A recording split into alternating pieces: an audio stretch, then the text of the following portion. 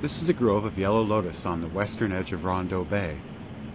It's about an acre in size and at the outlet of Indian Creek.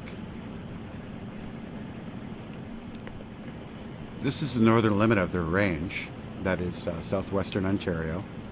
And you can also find yellow lotus at Cedar Beach, Walpole Island, some of the grassy inlets of Lake St. Clair, and some small lakes where people have introduced them. They like warm, shallow water up to about 8 feet, and they like a muddy bottom.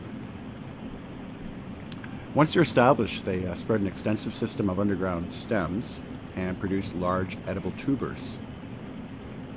Lotuses were an important food for First Nations people, and they were spread across North America from the southeast.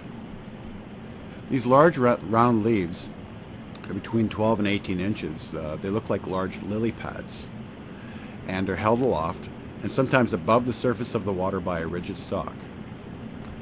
They repel water because the surface is covered with millions of tiny hairs, so they don't break the surface tension. Sometimes in individual drops you can see small crustaceans swimming around. The flowers last for 2 days and they close every night.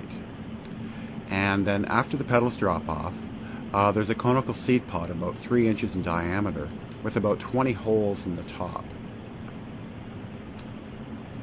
And each seed is the size of a small pea. By autumn, the seed pods are dried out and they turn brown and fall off into the water. And then they float around pointy side until either they release the seeds into the mud below, or the seeds are extracted just through wave action. To germinate the seeds, there's a hard exterior that has to be either scarified or rotted away. And if it sits in the ground, it sits in the mud, the seeds can spontaneously germinate after dormancy of decades or sometimes even hundreds of years.